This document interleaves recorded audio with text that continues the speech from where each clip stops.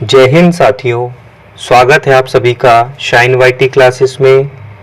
Hindi short hand की practice dictation 80 शब्द प्रति मिनट गति से डिक्टेशन 5 सेकंड में शुरू होगी। स्टार्ट। राजस्थानी में एक कहावत है, नित बड़ी, मतलब कि नियमित रूप से रोजाना कार्य करना सबसे बड़ा है। महत्वपूर्ण है नियमितता। समय अपनी गति से चलता है, उसकी गति को तेज या कम करने का सामर्थ्य किसी में नहीं है। वैज्ञानिक प्रकृति की सौगात को नियंत्रित कर सकते हैं और कर भी रहे हैं, लेकिन समय की गति को नियंत्रित करने की कोई प्रविधि उनके पास भी नहीं है। अपने लक्ष्य के प्रति गंभीर रहते हुए जो नियमबद्धता से कर्म करता है, सफलता उसके चरण पखारती है। यह तय है कि लक्ष्य तक पहुंचना आसान नहीं होता। अनेक विषम परिस्थितियों का सामना करना पड़ता है। अपनों और परायों का विरोध भी सहना पड़ता है। बीच बीच में गति अवरोधक भी आते हैं, उनसे भी सचेत रहना पड़ता है।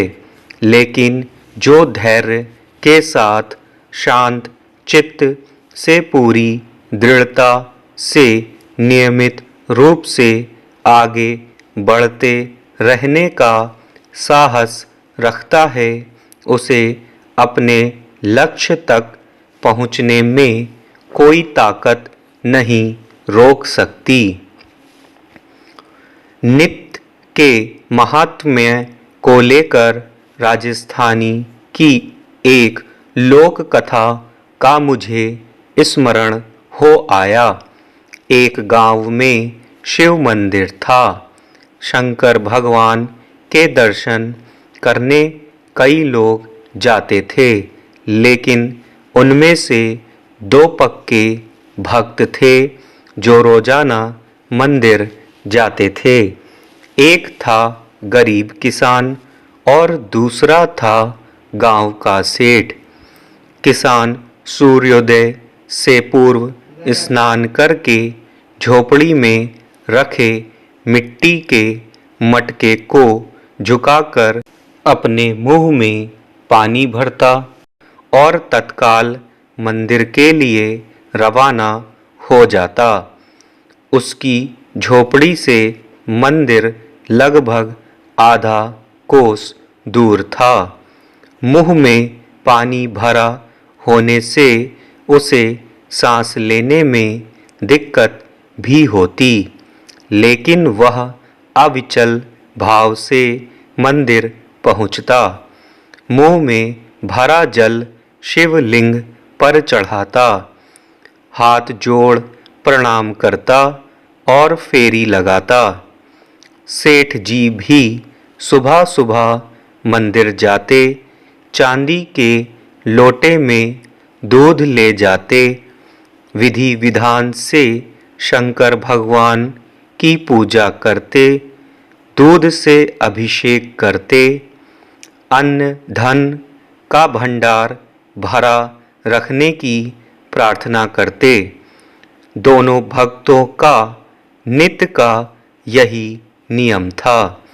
किसान के व्यवहार पर पार्वती माता को भयंकर गुस्सा आता, वहीं सेठ जी की भक्ति पर उन्हें प्रसन्नता होती। शंकर भगवान के समक्ष वे नाराजगी जताती कि यह किसान कैसा मूर्ख और ढीठ है कि मुंह में जल भर कर लाता है और वह जल आप पर उड़ेल देता है। ऐसे व्यक्ति को श्राप देकर सबक सिखाइए। एक यह सेठ है जो भक्ति भाव से आपकी पूजा अर्चना करता है, दुग्ध से अभिषेक करता है। ऐसे सच्चे भक्त पर आपको कृपा बरसानी चाहिए। शंकर भगवान सिर्फ हंसते, जवाब नहीं देते। विराम।